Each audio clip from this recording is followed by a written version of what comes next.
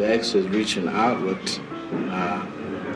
not being a part of the past, or the present, or the future, but rather what I call an alto destiny.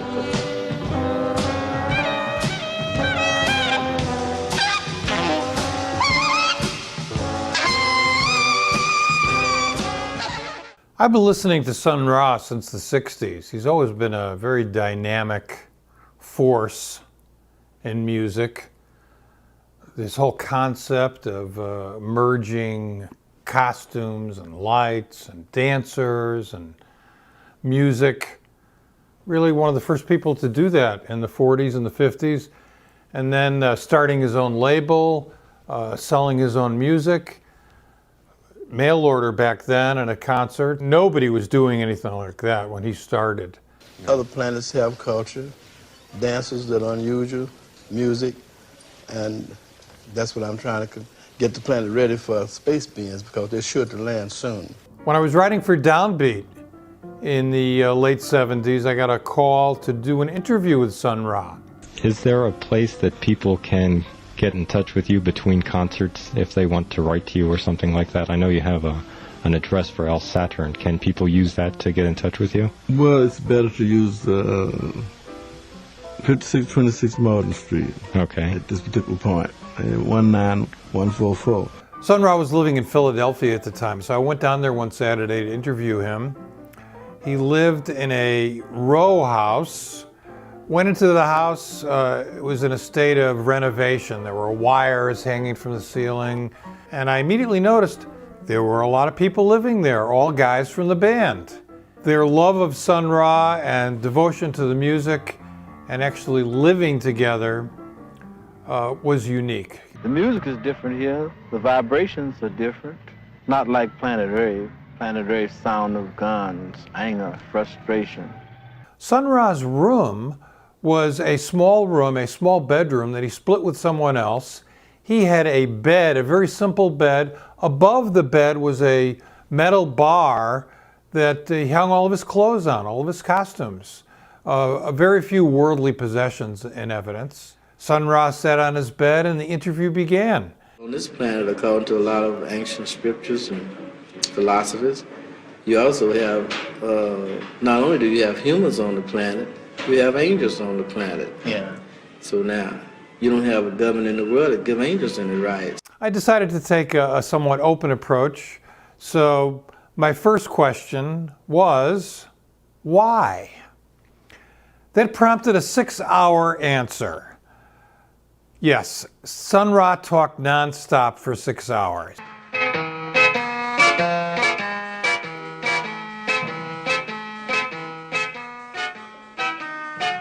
At the end of the 6 hours, Sun Ra looked like he could go on for longer, but I was hungry. I offered to take him out to dinner. He picked a place called the Fox and Hound Club. It seemed rather unlikely, a contradiction in a way, that someone as out as Sun Ra would want to have dinner in a hunting club theme restaurant in a Holiday Inn, but nevertheless, that's where we went. Before we went out, Sun Ra got dressed and he put on some headphones. Now this predates the Sony Walkman, which was introduced in the late 70s and early 80s. At this time, people weren't walking around with headphones on, but Sun Ra did. I have a natural sensitivity. And a lot of times I do things that people don't understand, but it's because I'm following my intuition. And my intuition will tell me, well, now do this or do that, and I do it. Sometimes it might seem ridiculous, but it always works. We go to this super straight Fox and Hound Club. Sun Ra orders a Manhattan, his drink of choice, and a steak dinner.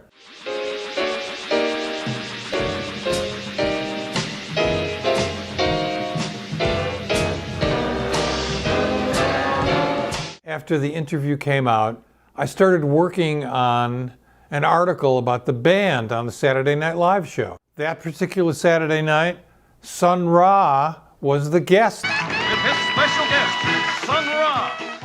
I wasn't able to attend the actual live show, but I was present at the dress rehearsal. And I was not in the audience, I was in back of where the cameras were, right where the NBC executives were.